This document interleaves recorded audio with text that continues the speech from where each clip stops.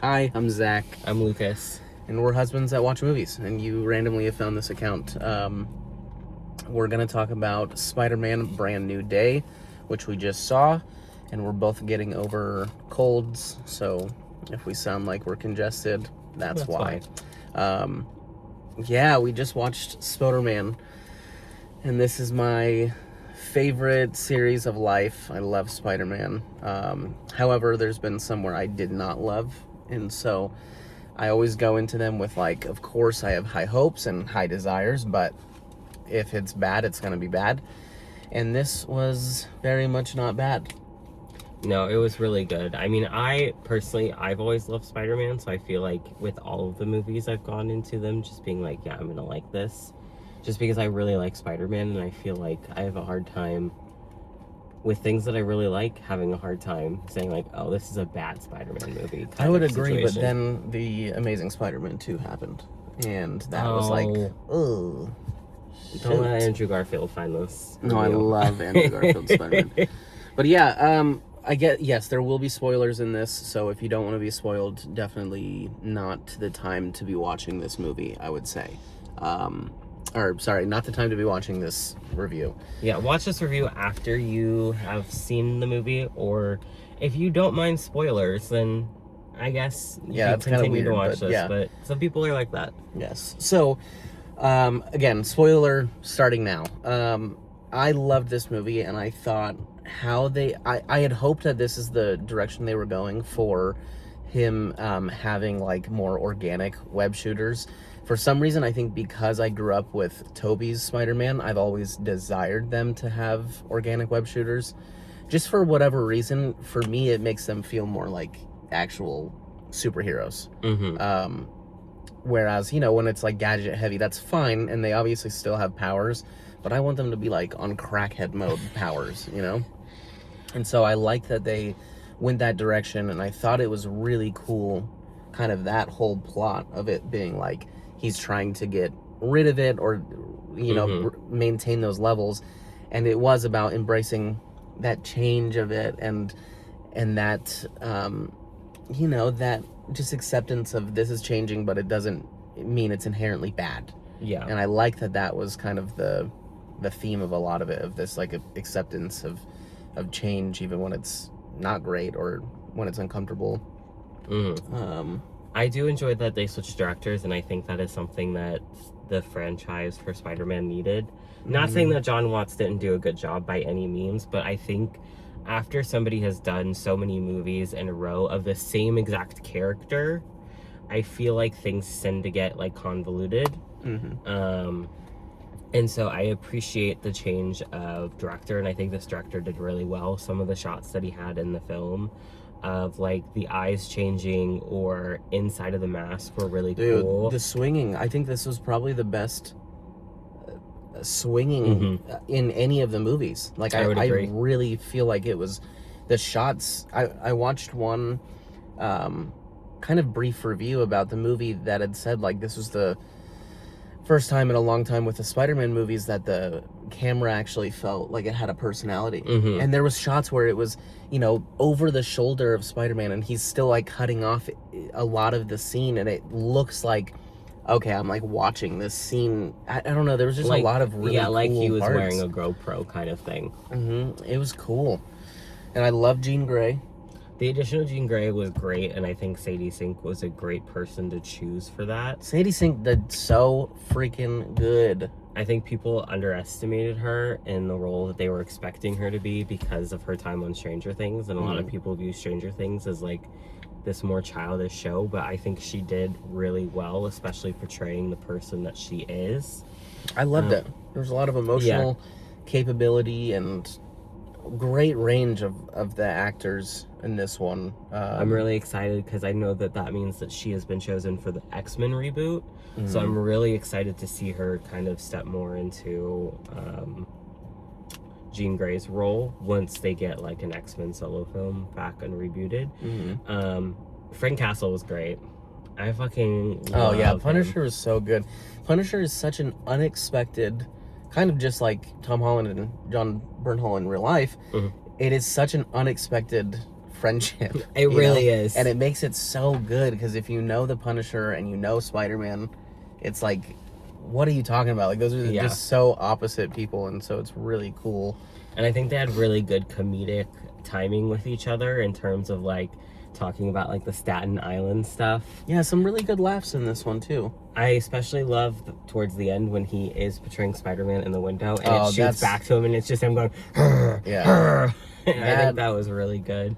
There was some really good, iconic fighting sequences, too, and I know it's not a secret. It's been very openly talked about that they took inspiration from the Insomniac games, which is just so smart. It, like, Insomniac did so well with the combat, and so to take direct inspiration for that, and the comic books, they did a ton of comic book work, and copying those, not copying, I guess copying is fine, the fronts of those comics, and there was just so much. I think this director, like, really is, like, a fan's fan, you know what I mean? Like, just really wanted to be, wanted it to be amazing. He really and different, knew that the movies needed to have a change of direction in order to keep the fan base on, and I think he really, really portrayed that. Yeah. I will say, however, the one downside of this movie that I did not like, sorry if this is a hot take, I do not like the suit in this movie. I'm also a massive fan of getting a second suit in the movie. I know that's another hot take, but I didn't love this.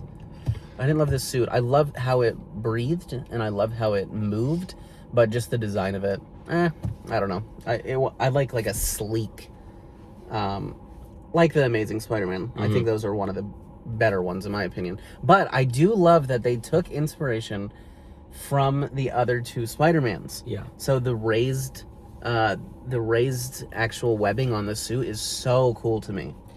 I think something else that I also loved was how they portrayed Jean's jumping. Yeah, cool. The choreography between all of these extras that had to portray that they were being jumped in was absolutely incredible. Yeah. I thought MJ did really well. Zendaya did very well in the very few scenes. I will say it had to have been heartbreaking to be married to someone and hear them say, "But I don't love you. I don't even know you." Oh, like, that had to be crazy. Another massive standout part, which was, like, so jarring, was, and I think you can obviously, like, think it's happening, but you want to believe that in that moment on the rooftop, MJ is, like, you know, remembering him. And then, go ahead, Peter, hold her, touch her. I was like, that was crazy. That was a wild I do one. have a speculation that I wonder if, because at the end you see MJ, she is holding the Black Dahlia necklace, which clearly she has had the entire time, but she probably just had no idea of where she got it from. But she's sitting on the rooftop where they used to, clutching it. Yeah. And I wonder if when that time that Jean kind of throws everybody into, like, nothing, where they're all just stand still, because she starts crying. I'm wondering if Jean has a way, because I haven't read many X-Men comics, so I don't really know Jean's powers that well, so I don't know if she has that sort of capability to draw memories out. She does. Well, that is my question. Yeah, and I don't think they can do another Spider-Man movie with them not knowing each other, because it's going to feel overdone. So I think that is the way they're going to... I also have another theory about Ned, too, because I saw a lot of people online saying that, you know, it was just muscle memory that he remembered. Yeah, and that could be too. The reason why I don't think so is because when he meets Ned for the first time, like, he pops in and he's like, "Oh, really?" Because he sees that Spider-Man is, like, right there. He shakes his hand, and you can see Tom, like, slowly do that. I think so. That's why I'm like, I didn't notice that. Yeah, that's why I'm like, if that was muscle memory, wouldn't he have remembered when they shook hands the first time? Yeah. That's why it's like, maybe there is a small part. I also think that he doesn't totally forget Spider-Man either. Yeah. Because he has the same powers as Doctor Strange does. No, I think it's gonna be navigating the next movie. I think the next movie is gonna be navigating them rebuilding those relationships. I think it can't just be like, "Oh, I remember now," because that doesn't really make for a good movie. But I do think what makes for a good movie is maybe they get a lot of it back, or they get the feeling of loving him back, like something like that. It does make you wonder if we're not going to get another, because here's the thing, we know that in Secret Wars, after Secret Wars, there's going to be a timeline reset. And it makes me wonder if we're not going to get another Spider-Man until after Secret Wars. I don't think so. And if yeah. something during Secret Wars resets the spell.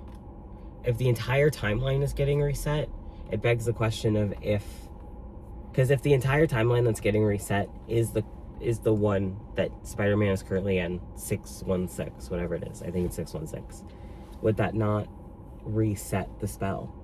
Yeah, maybe. I don't know. Anyway, that's just my conspiracy theories about this movie. So, and then, yes. Also, we need to talk about the end credit scene. Oh, yes. Okay, end credit scene. Also, another little tidbit because it has to deal with that. I do love that Ned was the one that made the spider tracker. I do love that. Yeah, it fits very much so for Ned. And then, yes, a lot of people are speculating that this is... a lot of people have speculated a lot, but the end credits is obviously, tracking Spidey on the thing, and then it goes into space. And that's really all we get. It also says Spider-Man will return, but it doesn't tell you when, which is interesting. I think they did that because there is still not a full cast list reveal for Doomsday, so I think that's on purpose. And I think even if he doesn't come back until Secret Wars, I think it'll be the same way. They won't reveal that he's in the movie because I think there are people that they have to keep hidden to keep people wanting to go as well. But I heard an interesting tidbit about the end scene. So a lot of people think it's for Battle World, which I guess is what happens in Secret Wars. Don't know anything about that. Someone else, though, said that it's a hint, actually, at Miles Morales because it glitches out. And when it glitches, it's the same coloring as the animated like Spider. The purpley. Yeah. And the final Spider-Verse movie comes out before Secret Wars. Yes. And they said that they won't make another one until the trilogy. Like, they won't put real-life Miles Morales in the Spider-Man movies. Until that's complete, and that is before that. So I think it could go both ways. I think it's... Yep. Anyway. So last thing we like to do is look at the... Well, we have to say our ratings first. Oh, okay. Mine's a 5. Mine's also a 5. Honestly, I think this is the best of... I do think this is the best of the Tom Holland. Maybe the last one, the third. No Way Home. Maybe No Way Home being a little bit higher, just because of the novelty of it. But yeah, I loved this movie. I think this movie cinematography was fantastic. The cinematography, the coloring, the way all of the characters interacted with each other, especially for the ones that didn't remember who he was, and the way Frank kept taking care of him, even in the hospital, making sure people were keeping his identity secret and had already made up a plan for how he could leave the hospital. And we get Jean going to upstate New York, which is an obvious sign that she's going to the X Mansion. Anyway, okay, so the rating is 4.2, which 4.2, I feel like is pretty good. That's good for a Marvel movie. Usually Letterboxd is like they're pretty harsh on superhero movies, to be honest, which is a whole nother tangent. But go watch it in the biggest screen you can find if you haven't watched it. I hope you are not watching this if you haven't, but go watch it again because we actually just watched it for a second time. Yeah, this is our second time. First time we saw it in laser, second time in Dolby. Dolby is worth to spend the money on it if you don't have any sort of theater membership. Yep. All right. Bye. Bye.